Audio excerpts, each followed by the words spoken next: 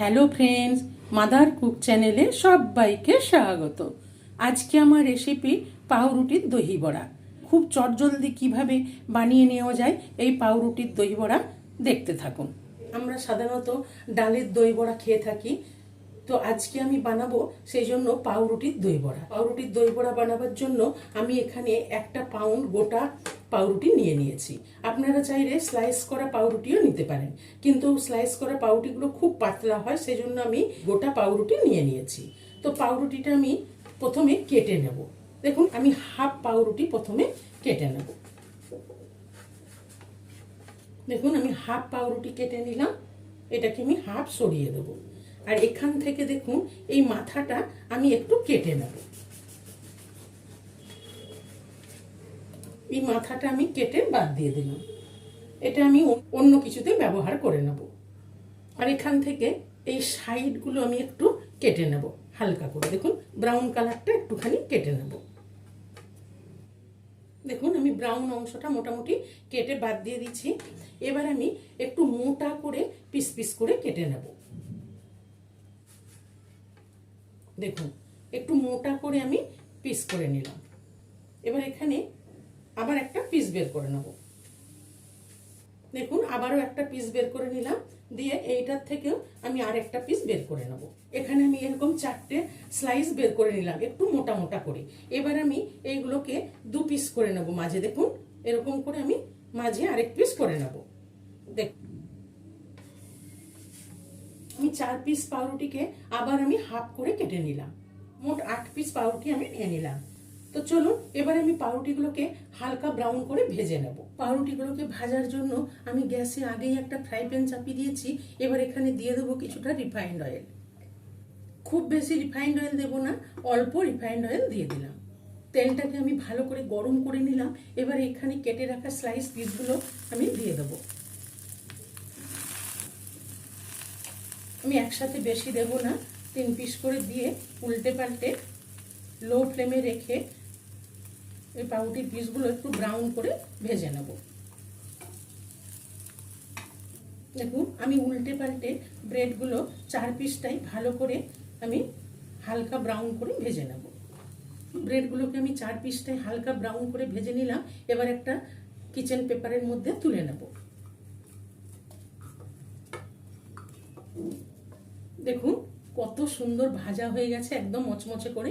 এইভাবে আমি সব পাউরুটিগুলো ভেজে নেব। এখানে আমি আবার কিছুটা রিফাইন্ড অয়েল দিয়ে দেবো।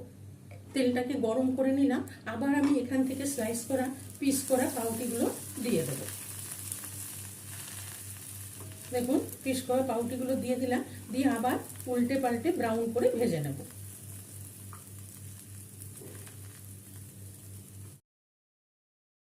এইভাবে আমি সব পিসগুলোই ভেজে নিলাম। এবার এটাকেও নামিয়ে নেব। এখানে আমি কিছুটা দই নিয়ে নিয়েছি। এবার দইটার মধ্যে আমি একে একে দিয়ে দেবো চিনি, স্বাদ মতো চিনি দিয়ে দেবো। এখানে আমি এই চামচের 2.5 চামচ চিনি দিয়ে দিলাম। আর দিয়ে দেবো স্বাদ মতো বিট লবণ। আর দিয়ে দেবো অল্প একটু সাদা লবণ। দিয়ে দেখুন, দইটাকে আমি ভালো করে ফেটিয়ে নেব। লবণ মিষ্টিটা গলে যাওয়া পর্যন্ত ভালো করে দইটাকে ফেটিয়ে নেব।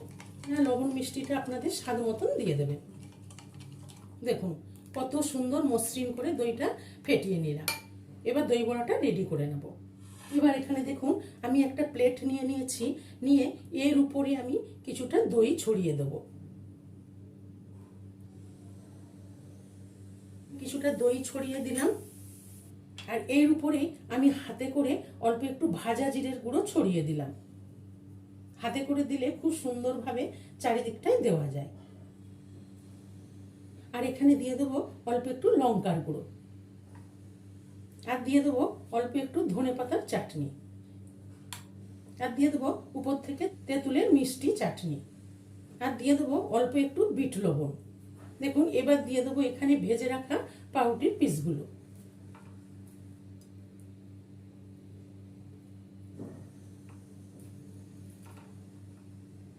দেখুন, আমি এখানে 4 পিস ব্রেড দিয়ে দিলাম।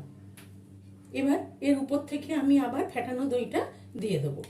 আমি ওপর নিচে দিচ্ছি এই কারণে যাতে দুদিকটাই সমানভাবে দই মশলা ভালোভাবে পড়ে ওপর নিচে, সেই জন্য আমি নিচেও দিয়ে দিলাম আর ওপরেও দিয়ে দিচ্ছি। এইভাবে দিলে পাউরুটিগুলো খুব তাড়াতাড়ি ভিজে যাবে, নরম হয়ে যাবে এবং খেতে খুব ভালো লাগবে।